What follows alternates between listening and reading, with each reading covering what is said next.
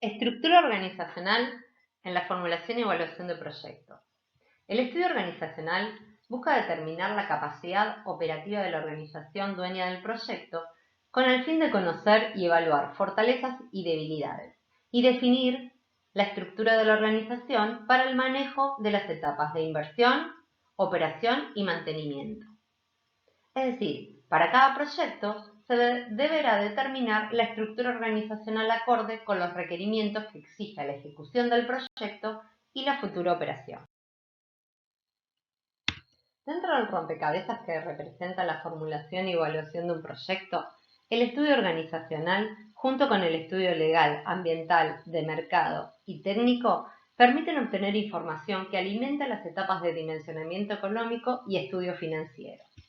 El objetivo del estudio organizacional es determinar la estructura organizacional óptima y los planes de trabajo administrativos con lo cual operará el proyecto una vez que éste se ponga en funcionamiento. Además de determinar una cuantificación correcta de la inversión inicial y de los costos de administración.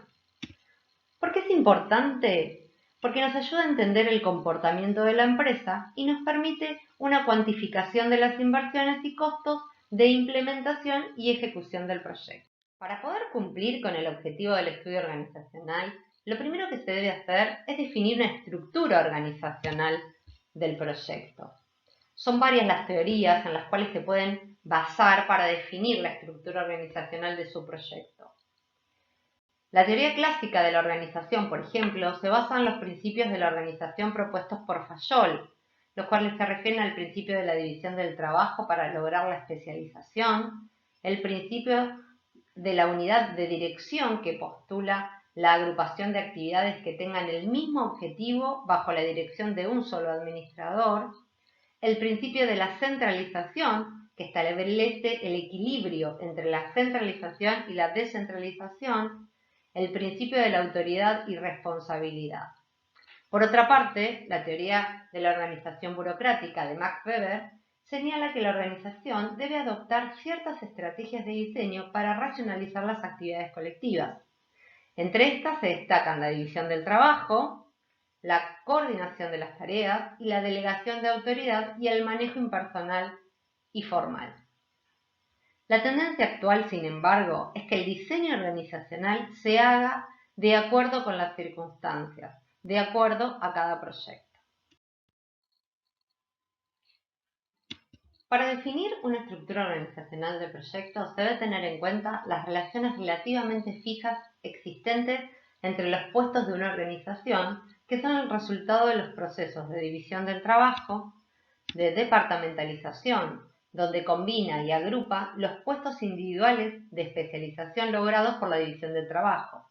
Este factor es determinante de la estructura organizativa de la empresa que crearía el proyecto y por lo tanto de la cuantía de las inversiones y costos asociados a él. Los tipos más comunes de departamentalización son por funciones, territorios, productos y clientes. Y la esfera de control, que determina el tamaño adecuado de unidades subordinadas a cargo de un superior en cada uno de los niveles de la organización. Es importante considerar bajo la esfera de control a la similitud de funciones y a la proximidad geográfica de los subordinados, la complejidad de las funciones y el grado de dirección y control requeridos por los subordinados. Para diseñar una estructura organizacional se pueden seguir los siguientes pasos. Se pueden primero definir los objetivos generales de la empresa, que deben existir una concordancia entre la estructura organizacional y los objetivos. Luego, elaborar un listado de actividades administrativas necesarias para el logro de esos objetivos. Después, definir cuál de esas actividades se subcontratarán y cuál se harán de manera directa. De las actividades que se harán de manera directa, deben agruparse en tareas y actividades relacionadas o afines en subsistemas. Luego, identificar las funciones específicas que debe cumplir cada subsistema, identificar las necesidades de recursos que tiene cada subsistema, expresar los subsistemas en unidades administrativas o grupos de trabajo, asignar funciones y definir cargos para cada unidad administrativa o grupos de trabajo, y eso los va a ayudar a poder elaborar un organigrama. El diseño de la estructura organizacional depende de criterios y principios administrativos, los cuales no son generalizables a todos los proyectos. Los principios administrativos de la división del trabajo, unidad de mando, tramo de control, la departamentalización y la delegación de funciones deben aplicarse al momento de definir la estructura. Pero además se debe tener en cuenta factores particulares de cada proyecto, como las relaciones con clientes y proveedores, el tipo de tecnología administrativa que se quiera adoptar, la logística necesaria particular de cada proyecto, la externalización de algunas tareas y la complejidad de las tareas administrativas propias del negocio. El estudio de las variables organizacionales durante la preparación del proyecto manifiesta la importancia en el hecho de que la estructura que se adopte para su implementación y operación está asociada a egresos de inversión y costos de operación, tales que puedan determinar la rentabilidad o no de la inversión.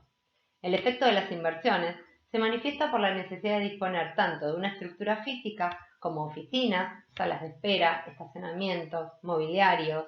También se pueden prever otras inversiones como gastos de organización y puesta en marcha, sistemas de comunicación y de procesamiento de datos.